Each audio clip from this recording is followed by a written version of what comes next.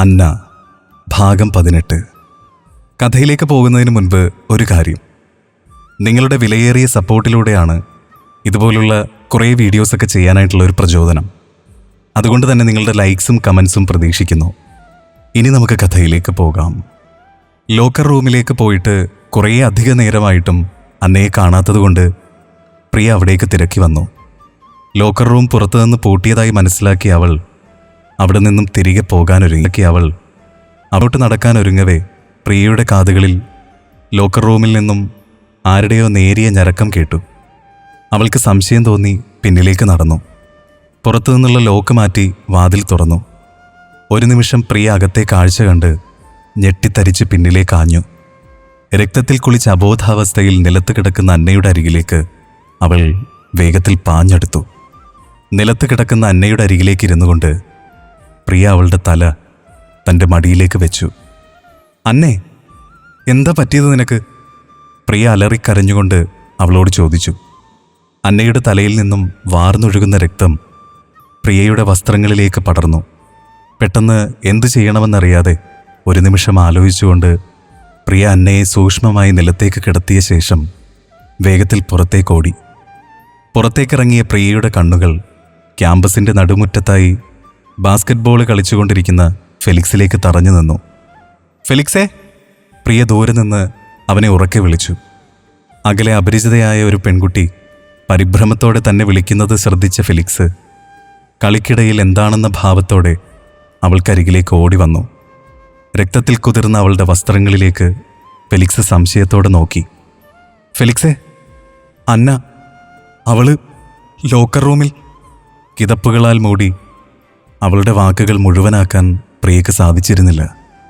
പ്രിയയുടെ തുടർന്നുള്ള വാക്കുകൾ കാത്തു നിൽക്കാതെ ഫെലിക്സ് ശരവേഗത്തിൽ ലോക്കർ റൂം ലക്ഷ്യമാക്കി പാഞ്ഞു.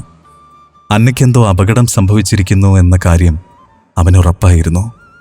ലോക്കർ റൂമിലേക്ക് കയറി നിലത്ത് കിടക്കുന്ന അന്നയെ തൻ്റെ കൈകളിൽ കോരിയെടുത്തുകൊണ്ട് ഫെലിക്സ് കോളേജ് വരാന്തയിലൂടെ വളരെ വേഗത്തിൽ പാർക്ക് ചെയ്തിരുന്ന തൻ്റെ കാറിനടുത്തേക്ക് ഓടി. ക്യാമ്പസിൽ നിന്നും ബാക്കി കുട്ടികളും അധ്യാപകരും കാര്യമെന്തെന്നറിയാതെ ഫെലിക്സിനരികിലേക്ക് ഓടിയെടുത്തു.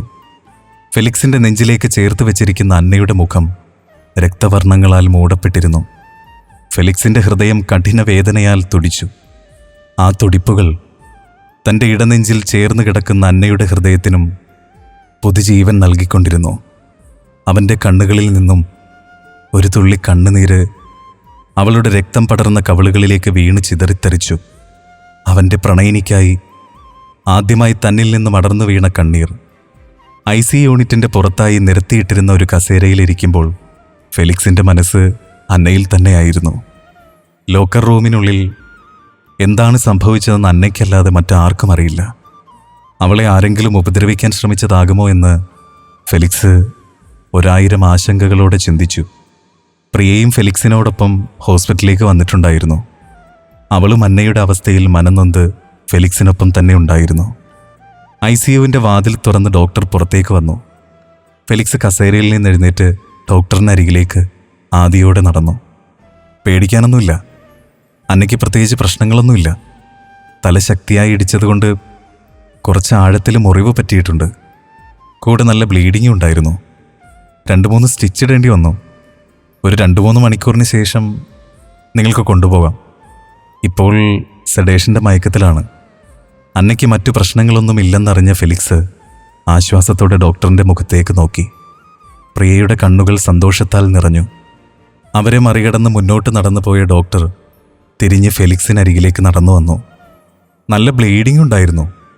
പക്ഷേ ദീർഘനേരത്തേക്ക് ബോധം നഷ്ടപ്പെടാൻ മാത്രമുള്ള പ്രത്യേകിച്ച് മുറിവുകളൊന്നും അന്നയിലില്ല. മറ്റെന്തെങ്കിലും പ്രശ്നങ്ങൾ മുൻപ് അന്നയിലുണ്ടോ എന്നറിയില്ല. എൻ്റെ ഒരു സംശയം പറഞ്ഞതേ ഉള്ളൂ. എന്തായാലും നമുക്കൊരു സ്കാനിങ് കൂടി നടത്താം. ആ ശരി ഡോക്ടർ, ഡോക്ടർ പറയുന്ന പോലെ ചെയ്യാം. ഫെലിക്സ് ഡോക്ടറിനോട് അതും പറഞ്ഞ് സമ്മതത്തോടെ തലകുലുക്കി. ആശുപത്രി മുറിക്കുള്ളിൽ കണ്ണുകളടച്ച് മയങ്ങിക്കിടക്കുന്ന അന്നയ്ക്കരികിലായി ഫെലിക്സ് വന്നിരുന്നു കൊണ്ട് അവളെ സങ്കടത്തോടെ നോക്കി. അവൻ അവളുടെ മുടിയിഴകളെ പതിയെ തഴുകി. കവിളുകളിൽ കണ്ണീരുണങ്ങിയ പാടുകൾ ഇപ്പോഴും വ്യക്തമാണ്. അവൻ കുനിഞ്ഞ് അന്നയുടെ നെറ്റിയിലേക്ക് തൻ്റെ അധരങ്ങൾ ചേർത്തു. ഫെലിക്സിൻ്റെ സാമീപ്യം മനസ്സിലാക്കിയെന്നോണം അന്ന മയക്കത്തിൽ നിന്ന് ഉണർന്നു. തൻ്റെ അടഞ്ഞ മിഴികളെ തുറക്കാൻ ശ്രമിച്ചുകൊണ്ട് പാതി മങ്ങിയ കാഴ്ചയിൽ തനിക്ക് മുന്നിലിരിക്കുന്ന ഫെലിക്സിൻ്റെ മുഖം അന്ന തിരിച്ചറിയുന്നുണ്ടായിരുന്നു. വലിയ രീതിയിലുള്ള ആരോഗ്യ പ്രശ്നങ്ങളൊന്നും അന്നയിലില്ലായിരുന്നതിനാൽ ഹോസ്പിറ്റലിൽ നിന്ന് വൈകുന്നേരത്തോടു കൂടി ഡിസ്ചാർജ് ആകാമെന്ന് നേഴ്സ് വന്ന് അവരോട് അറിയിച്ചു. അതിനു മുൻപ് തന്നെ ഡോക്ടർ പറഞ്ഞ പ്രകാരമുള്ള അന്നയുടെ തലയുടെ സ്കാനിങ്ങും മറ്റും പൂർത്തിയാക്കി. ഫെലിക്സ് ആയിരുന്നു ഹോസ്പിറ്റലിലെ കാര്യങ്ങൾക്കെല്ലാം ഓടി നടന്നത്. എങ്കിൽ പോലും അന്ന അവനോടൊന്ന് സംസാരിക്കാനോ അവനിലേക്കൊരു നോട്ടം കൊണ്ടുപോലും ശ്രദ്ധ പിടിച്ചു പറ്റാനോ കൂട്ടാക്കിയില്ല. ഫെലിക്സ് അതൊന്നും കാര്യമാക്കാതെ അവളുടെ എല്ലാ കാര്യങ്ങൾക്കും മുന്നിൽ നിന്നു. അധികം വൈകാതെ തന്നെ ഹേമയും അന്നയ്ക്കരികിലേക്ക് ഓടിയെത്തിയിരുന്നു. അന്നേ ദിവസം ഹേമ കോളേജിൽ വന്നിരുന്നില്ല. പ്രിയ വിളിച്ചു പറഞ്ഞ പ്രകാരമാണ് ഹേമ ഹോസ്പിറ്റലിൽ അന്നയ്ക്കരികിലേക്ക് ഓടിയെത്തിയത്.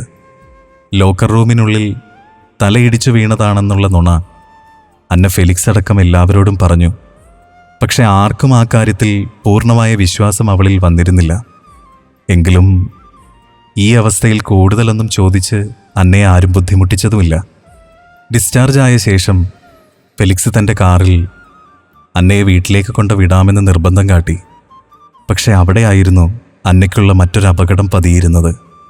അന്നയെ ഓർഫനേജിലേക്ക് ഫെലിക്സ് കൊണ്ടുപോവുകയാണെങ്കിൽ അവളെ ചുറ്റിപ്പറ്റിയുള്ള രഹസ്യങ്ങളെല്ലാം ചിലപ്പോൾ ഫെലിക്സ് അറിയാനിടയാകും.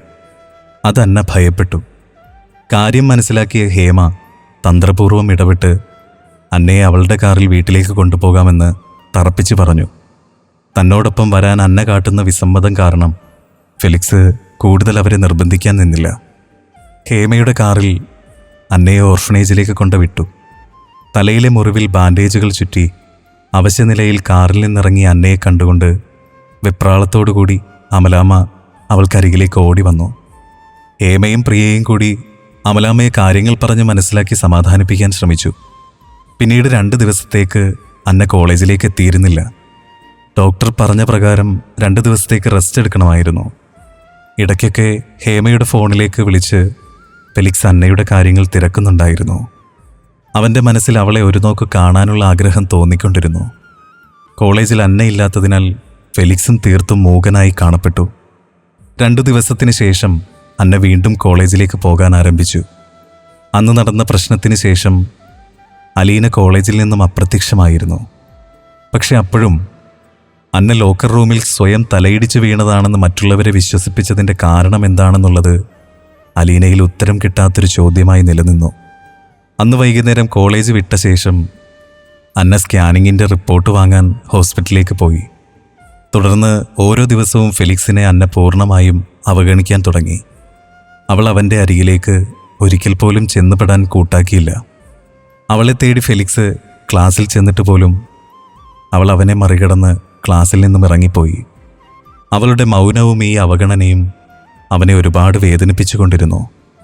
കോളേജ് കവാടത്തിന് മുന്നിൽ കാർ ഒതുക്കി നിർത്തി അന്നയെ കാത്തു നിൽക്കുകയായിരുന്നു ഫെലിക്സ്. ഇന്നെന്തായാലും അന്നയോട് സംസാരിച്ചിട്ടല്ലാതെ പോകില്ലെന്ന് മനസ്സിൽ ഉറപ്പിച്ചുകൊണ്ടായിരുന്നു അവൻ അവിടെ നിന്നിരുന്നത്. പ്രിയക്കൊപ്പം കോളേജ് ഗേറ്റ് കടന്ന് മുന്നോട്ട് വരുന്ന അന്നയെ ദൂരെ നിന്നും ഫെലിക്സ് കണ്ടു. അകലെ ഫെലിക്സിൻ്റെ കാറ് കിടക്കുന്നത് കണ്ട അന്ന അവൻ അരികിൽ എത്തുന്നതിന് മുൻപ് തന്നെ പ്രിയയുടെ കൈപിടിച്ച് റോഡ് മുറിച്ചു കടന്ന് എതിർവശത്തേക്ക് പോയി നിന്നു. അന്നയുടെ പെട്ടെന്നുള്ള പ്രവൃത്തിയിൽ സംശയം പൂണ്ട പ്രിയയുടെ കണ്ണുകൾ ദൂരെ അന്നയെ കാത്തു നിൽക്കുന്ന ഫെലിക്സിലേക്ക് ഉടക്കി നിന്നു. അവൾക്ക് അന്നയോട് കലശലായ അരിശം തോന്നി തുടങ്ങി. അന്ന, ഫെലിക്സിനോട് നീ കാണിക്കുന്നത് ശരിയല്ല. ശരിക്കും ഹൃദയശൂന്യമായിട്ടുള്ളൊരു കാര്യമാണ് നീ കാണിക്കുന്നത്. നീ എപ്പോഴെങ്കിലും അവനെ മനസ്സിലാക്കാൻ ശ്രമിച്ചിട്ടുണ്ടോ? നിനക്കൊന്നും അറിയില്ല. രക്തം വാർന്ന് ബോധമില്ലാതെ കിടന്ന നിന്നെ അവൻ്റെ കൈകളിലെടുത്ത് ഈ കോളേജ് വരാന്തയിലൂടെ ഓടിയ ഫെലിക്സിനെ, ഹോസ്പിറ്റലിൽ ഒരു കൊച്ചു കുഞ്ഞിനെ പോലെ നിന്നെ സംരക്ഷിച്ച അവൻ്റെ ഉത്തരവാദിത്വത്തെ, നീ ഓർഫനേജിലേക്ക് പോയിട്ടും ഓരോ മണിക്കൂർ ഇടവിട്ട് നിന്റെ കാര്യങ്ങൾ വിളിച്ചു തിരക്കുന്ന അവൻ്റെ കരുതലിനെ, ദേ അങ്ങോട്ട് നോക്ക്. ഈ നിമിഷവും നിന്റെ പിറകെ അവനൊരു വാക്ക് മിണ്ടാൻ വേണ്ടി നടക്കുക. അവനെയും അവൻ്റെ സ്നേഹത്തെയും നീ ഒരിക്കലും മനസ്സിലാക്കില്ല, ഒരിക്കലും. അവളൊരു സങ്കടത്തോടെയും കത്തുന്ന ദേഷ്യത്തോടെയും അത്രയും പറഞ്ഞുകൊണ്ട് അന്നയുടെ മറുപടിക്ക് പോലും കാത്തു നിൽക്കാതെ പ്രിയ അവൾക്കരികിൽ നിന്നും മുന്നോട്ട് നടന്നു. ദേഷ്യത്തോടെ അന്നയിലേക്ക് പ്രിയ തൊടുത്തുവിട്ട വാക്കുകൾ അവളുടെ ഹൃദയത്തിൽ തുളച്ചു കയറി. ആർത്തിരമ്പിയടിക്കുന്ന കൂറ്റൻ തിരമാലകൾ പോലെ അന്നയിൽ സങ്കടങ്ങളുടെ ഒരു വേലിയേറ്റം തന്നെ രൂപപ്പെട്ടു. എല്ലാവരും എന്നെ വെറുക്കട്ടെ, അവസാനം ഈ തരുന്ന സ്നേഹത്തിന് പകരമൊന്നും കൊടുക്കാൻ എനിക്ക് സാധിച്ചില്ലെങ്കിലോ, വിധിയുടെ ക്രൂരതകളിൽ ഒടുങ്ങിത്തീരട്ടെ എൻ്റെ ജന്മം. മനസ്സിനെ സ്വയം പാകപ്പെടുത്തി എന്തോ തീരുമാനിച്ചുറപ്പിച്ചതുപോലെ അന്ന ഫെലിക്സിനരികിലേക്ക് നടന്നെടുത്തു. തനിക്കരികിലേക്ക് വരുന്ന അന്നയെ കണ്ട ഫെലിക്സിൻ്റെ കണ്ണുകൾ ആനന്ദത്താൽ തിളങ്ങി. ചുണ്ടിൽ സ്നേഹത്തോടെ ഒരു പുഞ്ചിരി നിറച്ച് അവൻ അന്നയെ നോക്കി നിന്നു. തനിക്ക് മുന്നിലായി വന്നു നിന്ന് അന്നയെ കണ്ട സന്തോഷത്തിൽ ഫെലിക്സ് അവളുടെ കയ്യിൽ പിടിച്ചു. കൈയെടുക്ക്, ഉച്ചത്തിൽ ഉയർന്നു കേട്ട അന്നയുടെ വാക്കുകളാൽ ഫെലിക്സിൻ്റെ ചുണ്ടിലെ ചിരി മായപ്പെട്ടു. കൈയെടുക്കാൻ! ആ നിമിഷം അന്നയിലുണ്ടായ ഭാവവ്യത്യാസം കണ്ട ഫെലിക്സ് അവളുടെ കൈകളിലെ പിടി അയച്ചുകൊണ്ട് ഒരു ചുവട് പിന്നിലേക്ക് മാറി. അന്ന, ഞാൻ നിന്നെ... ഫെലിക്സ് ഇടർച്ചയോടെ പറയാൻ വന്നതും അന്ന വേണ്ട എന്ന രീതിയിൽ കൈകൾ ഉയർത്തി അവനെ തടഞ്ഞു. ചെയ്തു തന്ന എല്ലാ ഉപകാരങ്ങൾക്കും നന്ദി. ഒരു കാര്യം കൂടി, സ്നേഹം പിടിച്ചു വാങ്ങേണ്ടതല്ല. ബലപ്രയോഗത്തിലൂടെ നിങ്ങൾ നിങ്ങളുടെ ഇഷ്ടത്തെ എന്നിലേക്ക് അടിച്ചേൽപ്പിക്കുമ്പോൾ എന്നിലെ മനസ്സിനെ നിങ്ങൾ ഒരിക്കലെങ്കിലും അറിയാൻ ശ്രമിച്ചിട്ടുണ്ടോ? ഞാൻ എല്ലാം മടുത്തു. ഞാൻ ആരാണ്, എന്താണ്, എൻ്റെ ബാക്ക്ഗ്രൗണ്ട് എന്താണെന്നെങ്കിലും നിങ്ങൾ തിരഞ്ഞിട്ടുണ്ടോ? അന്ധമായ പ്രേമനാടകത്തിൽ നിങ്ങൾ അതെല്ലാം ഒഴുക്കിക്കളഞ്ഞു. പണത്തിൻ്റെ ബലത്തിൽ നിഗളിച്ച് നിങ്ങൾ കാണിച്ചു കൂട്ടുന്ന ഓരോ കാര്യങ്ങളില്ലേ, അത് കണ്ടുകൊണ്ട് ഇളിച്ചുകൊണ്ട് വരുന്ന പെണ്ണുങ്ങളുടെ കൂട്ടത്തിൽ എന്നെ പെടുത്താൻ ശ്രമിക്കരുത്. എനിക്ക് നിങ്ങളെ ഇഷ്ടമല്ല. കൺമുന്നിൽ കാണുന്നത് തന്നെ അറപ്പും വെറുപ്പുവാ. ഇനി മേലാൽ എന്നിലേക്ക് നോക്കരുത്. ഇനി അതുമല്ല, ഒരു രാത്രിക്ക് വേണ്ടി ശരീരം മോഹിച്ചാണ് എൻ്റെ പിറകെ ഇങ്ങനെ നടക്കുന്നതെങ്കിൽ ഞാൻ വരാം. എന്നിട്ട് നിങ്ങൾ ആസ്വദിക്കും, എന്നെ മതിയാവോളോ. പക്ഷെ അത് കഴിഞ്ഞാൽ ഈ അന്ന എന്ന അധ്യായം നിങ്ങൾ പിന്നെ തുറക്കരുത്. അന്നയുടെ ഓരോ വാക്കുകളും ഇടിമുഴക്കം പോലെ ഫെലിക്സിൻ്റെ കാതുകളിൽ മുഴങ്ങി. ആ നിമിഷം ഫെലിക്സിൻ്റെ സകല നിയന്ത്രണവും അവനിൽ നിന്നും വിട്ടുപോയിരുന്നു. കോപത്താൽ വിറച്ച ഫെലിക്സ് അന്നയുടെ കരണത്തേക്ക് ആഞ്ഞടിച്ചു. അടിയേറ്റ കവിളിൽ കൈകൾ അമർത്തി അന്ന അവനെ ദേഷ്യത്തോടെ നോക്കി. ഫെലിക്സ് എല്ലാം തകർന്നടിഞ്ഞവനെ പോലെ അന്നയെ നോക്കി നിന്നു. അവളിൽ നിന്ന് ഇത്തരമൊരു പ്രതികരണം അവൻ പ്രതീക്ഷിച്ചിരുന്നില്ല. ഇത് നമ്മുടെ അവസാന കൂടിക്കാഴ്ചയാണ് ഫെലിക്സ്. ഇനി പ്രണയമെന്ന പേരിൽ എൻ്റെ കൺമുന്നിലേക്ക് വരരുത്. തൻ്റെ മുന്നിൽ ഒന്നും മിണ്ടാതെ വേദനയോടെ നിൽക്കുന്ന ഫെലിക്സിൻ്റെ മുഖത്തേക്ക് പോലും നോക്കാതെ അവൾ തിരിഞ്ഞു നടന്നു. ആ തകർന്ന മുഖം കാണാൻ അവൾക്കും കഴിയുമായിരുന്നില്ല. കാരണം അവളും അവനെ അഗാധമായി പ്രണയിക്കുന്നുണ്ടായിരുന്നു. അന്ന! മുന്നോട്ട് നടന്നുപോയ അന്നയെ ഫെലിക്സ് ശാന്തമായി വിളിച്ചു. അവൾ തിരിഞ്ഞ് അവൻ്റെ നീലക്കണ്ണുകളിലേക്ക് നോക്കി. ആ കൺപോളകളിൽ കണ്ട നീർച്ചാലുകൾ അവളിൽ ദുഃഖം നിറച്ചു. ഫെലിക്സ് തിരിഞ്ഞ് അവൻ്റെ കാറിനരികിലേക്ക് നടന്നു ചെന്നുകൊണ്ട് പിറകിലെ ഡോറ് തുറന്ന് അതിൽ നിന്നും വലിയൊരു ബോക്സ് കൈകളിലെടുത്തുകൊണ്ട് അവൻ അന്നയ്ക്കരികിലേക്ക് നടന്നു വന്നു. ശേഷം അവൾക്ക് നേരെ നീട്ടി. അവൾ എന്താണെന്ന അർത്ഥത്തിൽ ഫെലിക്സിനെ നോക്കി. അവൻ്റെ ശോകമായ മുഖം അധിക നേരം നോക്കി നിൽക്കാൻ കഴിയാതെ അവൾ മുഖം കുനിച്ചു. ഈ വയലിൻ ഞാൻ നിനക്കായി വാങ്ങിയ സമ്മാനമാണ്. എന്നോടൊരിറ്റ് സ്നേഹം നിന്റെ ഹൃദയത്തിൻ്റെ കോണിൽ എവിടെയെങ്കിലും നിനക്ക് കണ്ടെത്താൻ കഴിഞ്ഞാൽ എനിക്ക് വേണ്ടി നീ ഇതിൽ സംഗീതം കൊണ്ട് ജീവൻ നൽകണം. മറക്കാൻ കഴിയില്ല നിന്നെ, എങ്കിലും ഞാൻ ശ്രമിക്കാം. ഫെലിക്സിൻ്റെ നീലക്കണ്ണുകളിൽ പൊടിഞ്ഞ കണ്ണുനീർത്തുള്ളികൾ സൂര്യൻ്റെ ശോഭയാൽ വൈഡൂര്യം പോലെ തിളങ്ങി നിന്നു.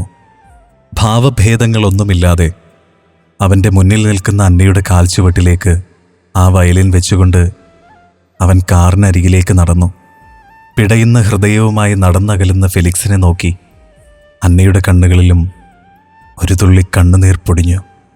അതടർന്ന് ഭൂമിയിലേക്ക് പതിച്ചു. ഒരാളെ മറ്റൊരാളാക്കി മാറ്റാൻ രണ്ട് കാര്യങ്ങളുണ്ട്. ഒന്ന് സാഹചര്യവും മറ്റൊന്ന് അനുഭവങ്ങളും. അത് രണ്ടും അന്നയെ ഫെലിക്സിനോടുള്ള പ്രണയത്തിന് തടസ്സം നിന്നു. ഒന്നാകാൻ കഴിയാത്ത ജലത്താൽ വകഞ്ഞു മാറ്റപ്പെട്ട ഇരു കരകൾ പോലെ. ഏറെ വൈകി വീട്ടിലേക്ക് തിരിച്ചെത്തിയ ഫെലിക്സ് പതിവില്ലാതെ മദ്യപിച്ചിരുന്നു. പെട്ടെന്നുള്ള മകൻ്റെ മാറ്റത്തെ തിരിച്ചറിഞ്ഞ ആലീസും ജോർജും ആവലാതിയോടെ അവനരികിലേക്ക് ചെന്നു. ഭ്രാന്തനെപ്പോലെ അലറിക്കൊണ്ട് ചുറ്റുമുള്ളതൊക്കെ വലിച്ചെറിഞ്ഞ് സമനില നഷ്ടപ്പെട്ട അവസ്ഥയിലേക്ക് മാറിക്കൊണ്ടിരിക്കുകയായിരുന്നു അവൻ. പിന്നീടുള്ള ദിവസങ്ങളെല്ലാം ഫെലിക്സ് മൂകനായി മുറിക്കുള്ളിൽ കഴിച്ചുകൂട്ടി. എല്ലാം മറക്കാൻ അവൻ മദ്യത്തെ കൂട്ടുപിടിച്ചു. അന്ന എന്ന വ്യക്തി അവൻ്റെ പ്രണയമായിരുന്നില്ല, ജീവനായിരുന്നു. ആ സത്യം അവൻ തിരിച്ചറിഞ്ഞ നിമിഷങ്ങളായിരുന്നു അതെല്ലാം. തുടർന്നുള്ള ദിവസങ്ങളിലൊന്നും കോളേജിൽ പോകുവാനും അവൻ കൂട്ടാക്കിയിരുന്നില്ല. മകൻ്റെ മാറ്റത്തിൽ മാളിയേക്കൽ തറവാടിൻ്റെ സർവ്വസമാധാനവും നഷ്ടമായി തുടങ്ങിയിരുന്നു. അലീനയിൽ നിന്നും കാര്യങ്ങളെല്ലാം ചോദിച്ചറിഞ്ഞ ജോർജ് ഫെലിക്സിനോട് സംസാരിക്കാൻ ശ്രമിച്ചെങ്കിലും കാര്യമുണ്ടായില്ല. അവൻ്റെ ഹൃദയത്തിൽ അന്ന ഒരരയാല് പോലെ പടർന്ന് പന്തലിച്ച് കിടക്കുകയായിരുന്നു. അത് ജോർജ് മനസ്സിലാക്കി. തൻ്റെ ഏക മകനായ ഫെലിക്സിനെ പഴയ ജീവിതത്തിലേക്ക് കൊണ്ടുവരാനും അവൻ്റെ ഹൃദയത്തിൽ പടർന്നു പന്തലിച്ച് നിൽക്കുന്ന അന്ന എന്ന അരയാലിനെ വേരോടെ പിഴുതെറിയാനുമുള്ള തന്ത്രങ്ങൾ ജോർജിലെ സ്വാർത്ഥനായ പിതാവിൽ ഉടലെടുത്തു. അന്നയുടെ അവസ്ഥയും ഫെലിക്സിൽ നിന്നും വ്യത്യസ്തമായിരുന്നു. നിശബ്ദതയെ കൂട്ടുപിടിച്ച് അവളുടേതായ ലോകത്തിലേക്ക് അവൾ ഒതുങ്ങിക്കൂടി. കോളേജിലാകമാനം അന്നയും ഫെലിക്സും തമ്മിലുള്ള പ്രണയകഥകൾ പലരുടെയും ഭാവനകളാൽ തുന്നിച്ചേർത്ത് വലിയ കഥകൾ മെനഞ്ഞു. ക്ലാസ് കഴിയാനായി കുറച്ച് ദിവസങ്ങൾ മാത്രം ബാക്കി നിൽക്കെ തുടർച്ചയായി ഫെലിക്സ് കോളേജിലേക്ക് വരാത്തത് അന്നയിൽ കുറ്റബോധമുണർത്തി. അവൾ കാരണമാണിതെല്ലാം സംഭവിക്കുന്നതെന്നോർത്ത് അവൾ വിഷമിച്ചു. ഹേമയും പ്രിയയും പഴയ പോലെ അവളുടെ കാര്യങ്ങളിൽ ഇടപെടാൻ വരാതെയായി. അവരവളെ അവളുടെ ലോകത്തേക്ക് സ്വതന്ത്രയാക്കി. അന്നയുടെ മനസ്സ് ഫെലിക്സിനെ ഒരു നോക്ക് കാണാൻ വെമ്പൽ കൊണ്ടു. അന്നയ്ക്കൊരു വിസിറ്ററുണ്ട്. ക്ലാസ് മുറിയുടെ വാതിക്കൽ നിന്നുകൊണ്ട് പ്യൂൺ വിളിച്ചു പറഞ്ഞത് കേട്ട് അന്ന പുറത്തേക്കിറങ്ങി ഓഫീസ് ലക്ഷ്യമാക്കി നടന്നു. 2 ദിവസങ്ങൾക്ക് ശേഷം കോളേജ് ലൈബ്രറിയുടെ ഒരു കോണിൽ ഏതോ പുസ്തകം തുറന്ന് വായിച്ച് വിദൂരത്തിലേക്ക് നോക്കി നിൽക്കുകയാണ് അന്ന. പെട്ടെന്ന് ആരോ ഒരാൾ തനിക്ക് പുറകിലേക്ക് വരുന്നു എന്ന് മനസ്സിലാക്കിയ അന്ന തല തിരിച്ച് പുറകിലേക്ക് നോക്കി. ഒരു നിമിഷം അലീനയിൽ ദൃഷ്ടി പതിഞ്ഞ അന്നയുടെ മുഖം ദേഷ്യത്താൽ വലിഞ്ഞു മുറുകി.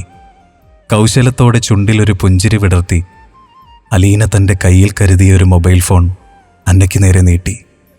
2 ദിവസത്തിനുള്ളിൽ ഫെലിക്സ് കോളേജിലെത്തിയിരിക്കണം. ആ പഴയ ഫെലിക്സായിട്ട്. കാപട്യം നിറഞ്ഞ കണ്ണുകളോടെ തന്നെ നോക്കി അത് പറഞ്ഞ അലീനയിൽ നിന്നും ആ മൊബൈൽ ഫോൺ അന്ന വിറയ്ക്കുന്ന കൈകളോടെ വാങ്ങി. അലീന അവിടെ നിന്ന് എഴുന്നേറ്റ് മുന്നിലേക്ക് നടന്നു. നീ കൊടുത്ത വാക്ക് പാലിക്കുമെന്ന് എനിക്കുറപ്പുണ്ട്. അല്ലെങ്കിൽ നിന്റെ സ്വാർത്ഥ താല്പര്യങ്ങൾ മൂലമുണ്ടാകുന്ന നഷ്ടങ്ങൾ നിനക്കേറെ ആയിരിക്കും അന്ന. തിരിഞ്ഞു നിന്ന് അന്നയെ നോക്കി അത്രയും പറഞ്ഞുകൊണ്ട് അലീന ലൈബ്രറിക്ക് പുറത്തേക്ക് നടന്നു. തുടരും. വീഡിയോ ഇഷ്ടമായെങ്കിൽ ലൈക്ക് ചെയ്യാനും ഷെയർ ചെയ്യാനും സബ്സ്ക്രൈബ് ചെയ്യാനും മറക്കരുത്.